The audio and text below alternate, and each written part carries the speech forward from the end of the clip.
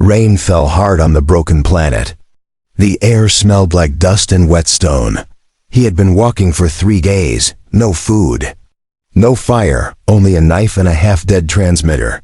The forest was too quiet, no animals, no birds. Just trees that leaned. Like they were listening. Every shadow looked like a trap. He was being watched.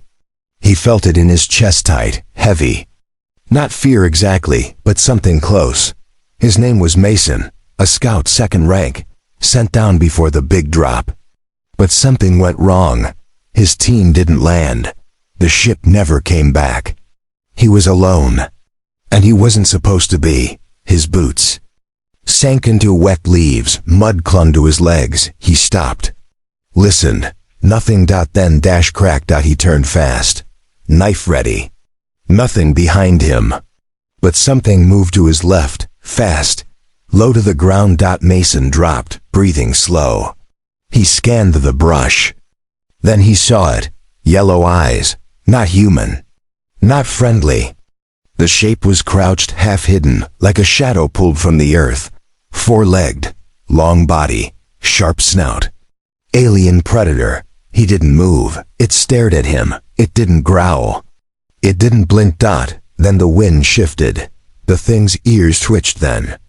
It turned and ran, not away. Past him. Mason spun to follow and froze. Someone was standing behind him. She wasn't human. That was clear. Her skin was smooth and pale gray, almost silver. Her hair was dark like the forest shadows. Her eyes were green, sharp like a knife tip. She wore animal skins, fur and bone. Her shoulders were wide, her legs strong. But it was her stare that held him. Cold, calm, knowing. She looked down at the knife in his hand. Then at the tracks in the mud. Too loud, she said. Her voice was soft, deep. Too slow, you'd be dead. Mason didn't answer. He didn't know what to say. She moved past him, crouching near the broken leaves. You scared it, she said. But it will circle back. She reached out and pressed her hand into the mud. Then she wiped the dirt on her thigh and looked at him again. You'll starve before morning if you keep walking blind, she said. Follow me. Mason hesitated.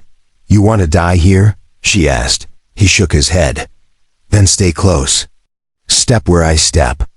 She turned and moved through the trees without sound. He followed. For hours, they moved through thick brush and tall grass. She didn't speak again. She moved like she was part of the woods, smooth, careful, fast. Mason tried to copy her steps, but he kept snapping twigs, brushing branches. Every sound he made felt too loud. She stopped under a fallen tree. Crawled through a narrow gap. He followed her into a small hidden den made of rocks and roots. Inside, it was dry. A small fire burned. Low coals, not flames. She sat down and motioned for him to sit. He did. She tossed him a strip of dried meat. It was salty, bitter, but it filled his stomach. He looked at her.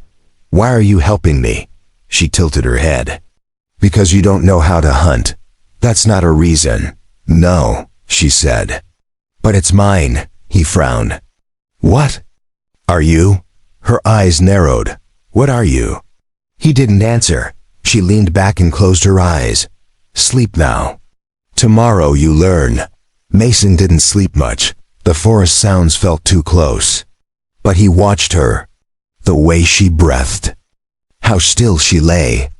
Like a beast waiting under her skin. Morning came fast, cold, wet. She was already outside. Come, she said. We track.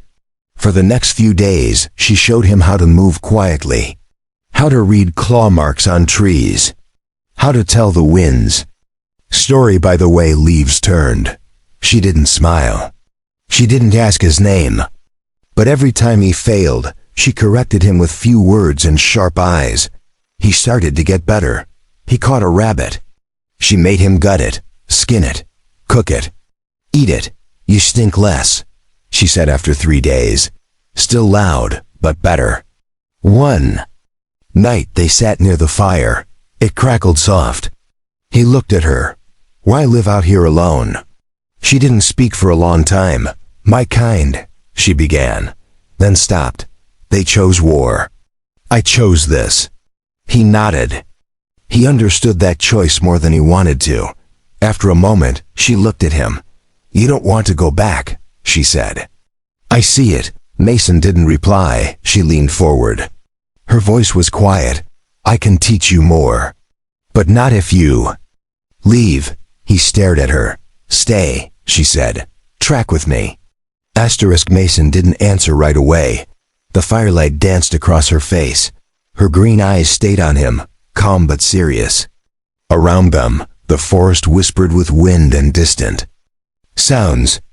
He felt the weight of her words in his chest. Stay? He had come here as a soldier, a scout. He had a mission, a plan, but now the mission was dead. The plan didn't matter. No one was coming for him, and somehow she knew that before he did. "I don't know your name," Mason said quietly. She stared into the fire for a moment.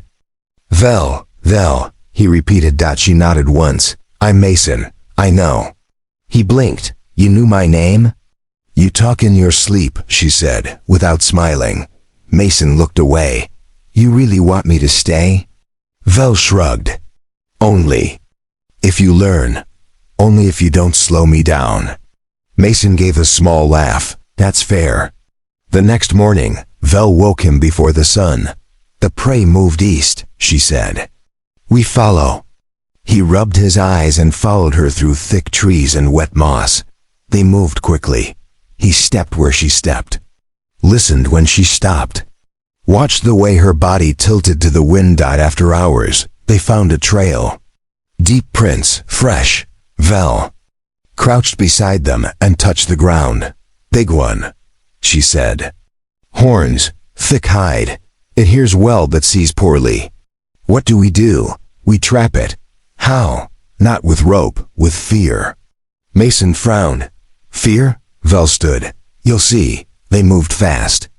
Vel changed directions often, circling trees, scraping bark, spreading her scent with leaves and broken sticks. She climbed trees and marked branches with strange oils from her pouch. Mason helped where he could, though most of her ways still confused him.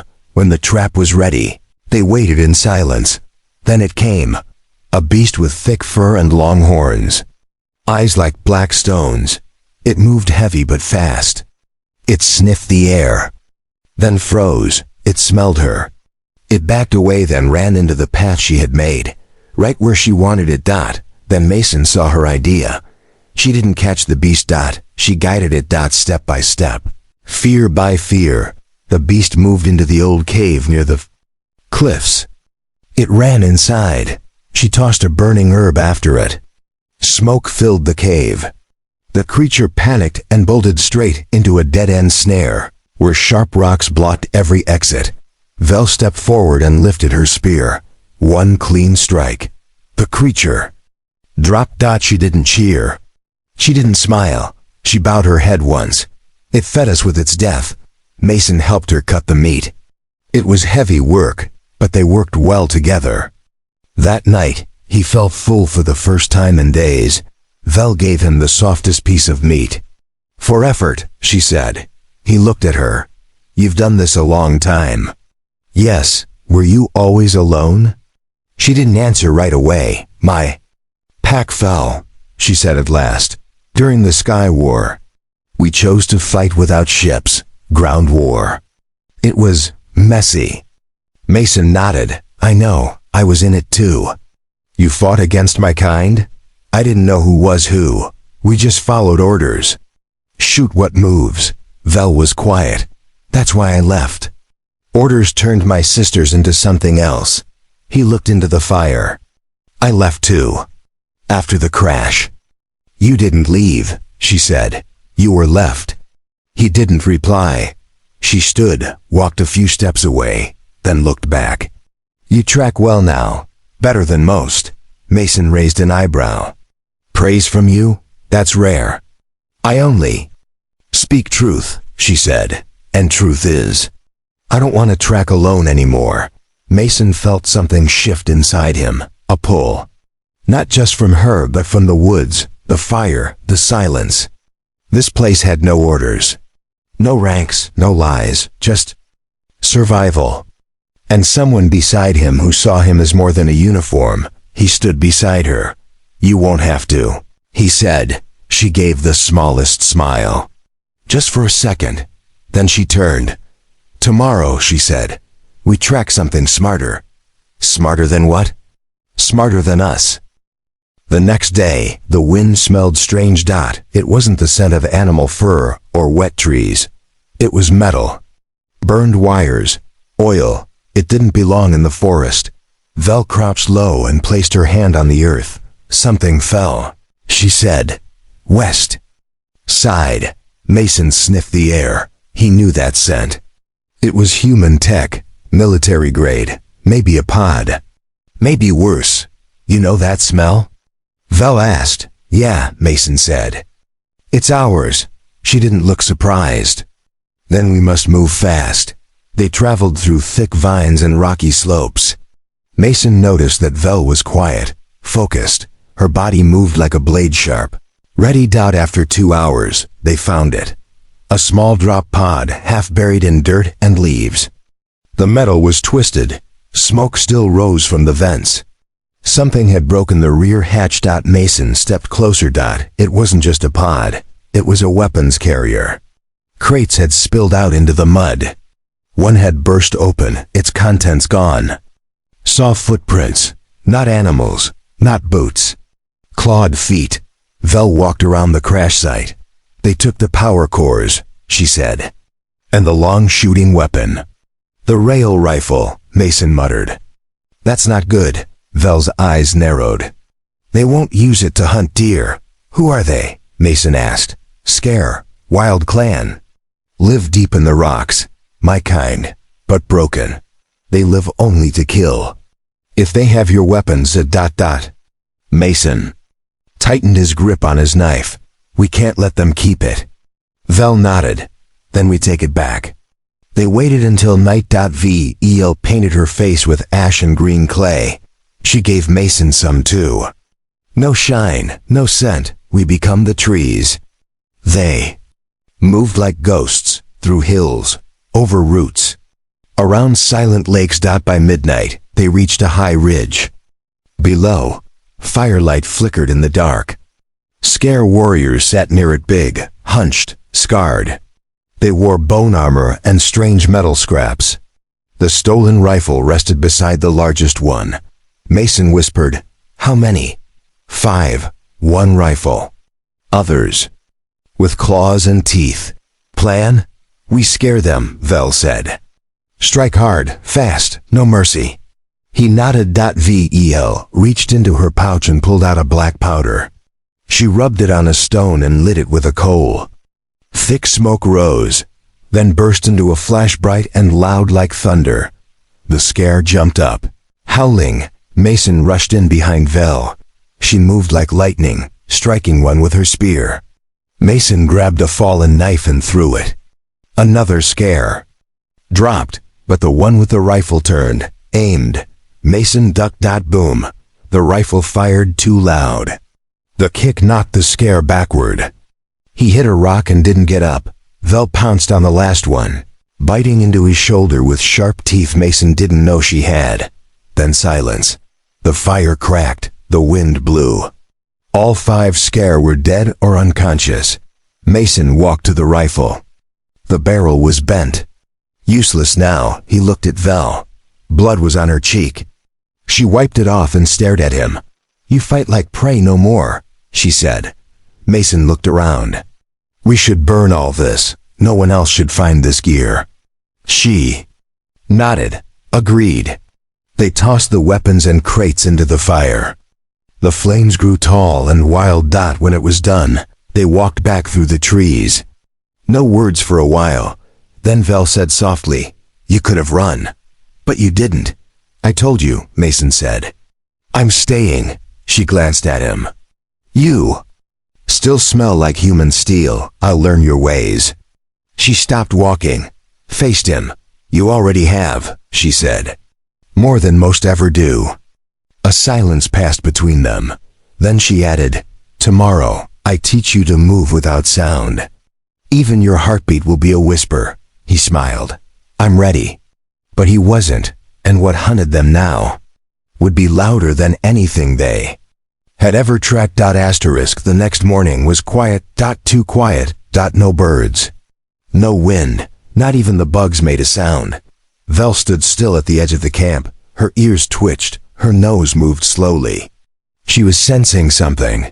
Mason stepped up beside her. "What is it?" She didn't answer right away. Then she said, "Something wrong. The forest holds its breath." Mason reached for his knife. He checked the trees, the ground. No fresh tracks. No broken branches. But the silence felt wrong. Vel turned to him. "Pack now." They moved quickly. She led him up the ridge and into thick stone caves. Small tunnels, dry, hidden. She didn't speak until they were deep inside. "Something's hunting us?" "No, but it doesn't care who it kills," Mason frowned.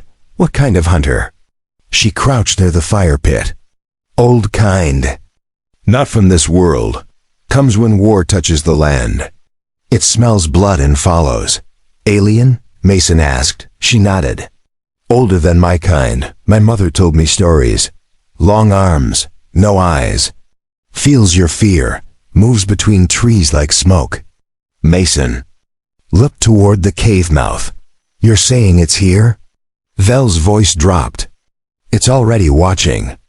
They stayed in the cave the whole day. Vel covered the walls with ash. She used bones to draw shapes, symbols, protection marks. Mason didn't understand them, but he didn't ask. He trusted her. That night, something screamed in the woods. Not a beast.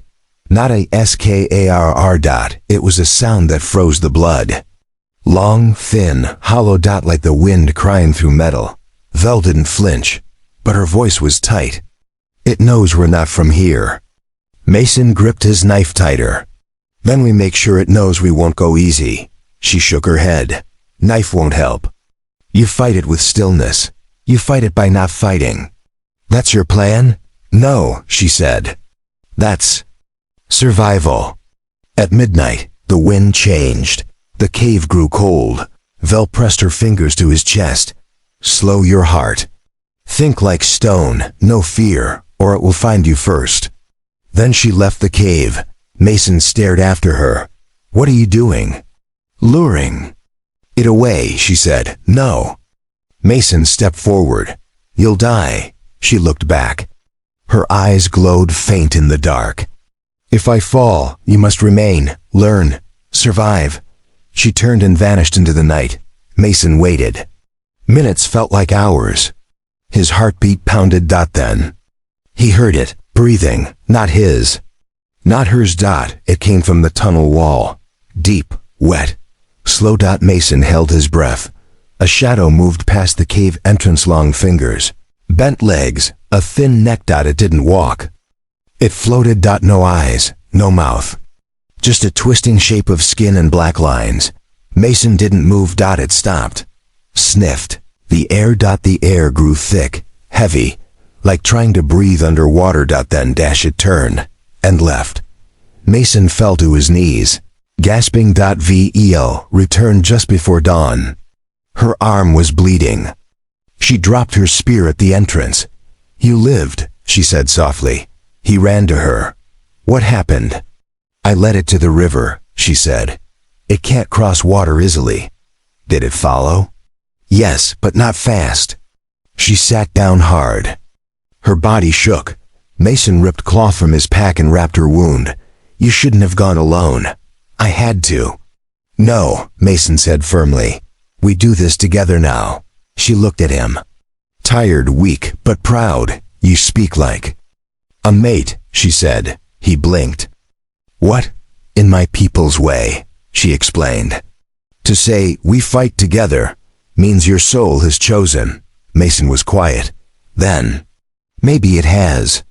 They stayed in the cave one more night. The thing didn't return. But Vel warned him it would hunt again. And next time, it would be smarter. So now, they prepared not just to track prey, but to be hunted. Vel's wound was deep, but she didn't complain. Mason cleaned it every day. He crushed leaves the way she taught him. He tied the wraps tight. She never once said thank you. But he saw it in her eyes, the trust. They didn't stay in the cave for long. The thing will return, Vel said. And it won't come from the same direction. So we move? No, she said. We prepare. They built traps, not the kind for animals. These were for something smarter, narrow paths, spiked pits. Snare ropes made from bone fiber and tree bark. Mason learned fast. He didn't need orders anymore. He saw patterns used. Smells timed movements. Vel watched him work and said nothing. That was her way of showing pride. One night, they sat near a slow-burning fire. The trees outside whispered low and soft. Mason broke the silence. Why did you really save me? Vel didn't look at him. Because you looked lost. And I was. Tired of being alone. He nodded. Do your people take mates from other kinds? Vel's eyes narrowed, but her voice stayed calm. Once, long ago, when blood didn't matter as much as heart. He leaned closer. What about now? She was quiet. Then she whispered, Now, I only have one heart. I offer it where it feels safe. Mason didn't say anything. He just reached out and gently touched her hand. She didn't pull away. The next morning, they woke to the sound of birds. That meant one thing. The hunter was gone. For now. Vel stepped out of the shelter and sniffed the air. It's moving north. Wounded, maybe. Then we track it, Mason said. Vel looked surprised. You want to face it? No, Mason said. But if we don't, it'll find someone else. Another scout, another tribe. Vel studied him. That is not prey thinking. Maybe I'm not prey anymore. She smiled slightly. No, you are not. They moved out before noon, carrying only what they needed. Vel didn't walk in front this time. She walked beside him. They followed its signs, deep claw marks, black.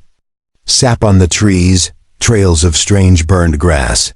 The creature bled a dark liquid that smelled like rust and ash. After 3 days, they reached the old battlefield. Ships had fallen here. Human and alien metal rusted side by side. The air buzzed with old energy. Vel stopped and pointed. There. The creature had built a nest in the wreckage of a downed gunship, bone, mud, metal. But something else lay near it. Bodies. 3 scare. Torn apart. Mason's stomach turned. It's feeding on whatever it finds, Vel nodded. It's growing. Stronger again. Mason crouched behind a metal wing. How do we kill it? She pulled out a black vial. This poison comes from my people's oldest tree. It burns from the inside. But it must touch blood. Mason looked at her. Then, we bleed it. They waited until dark. Then Mason climbed high above the wreckage. Vel circled low from behind. She made noise just enough. The creature stirred. It came out taller than before. Skin stretched tight. Its mouth opened from its chest. Its hands were too long, too sharp. Saw V.L. It chased her. Mason dropped fast, landed on its back and stabbed. Deep into its shoulder. Black blood spilled out. Vel ran forward and poured the poison onto her blade. One clean cut across its side. It screamed. A horrible shaken cry.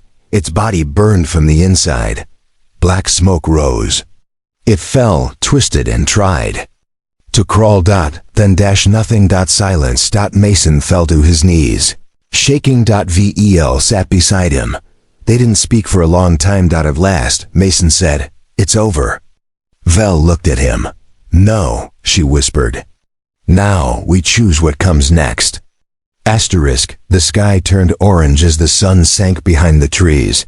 Smoke from the creature's burned body rose slowly into the air. Twisting like a ghost, the wind blew it away, piece by piece, until it was gone. No more screams. No more fear. Mason sat beside Vel, his hands dirty, arms sore. He stared at the empty field. "It's really dead," he said. Vel nodded once. "It won't return. It won't hunt again."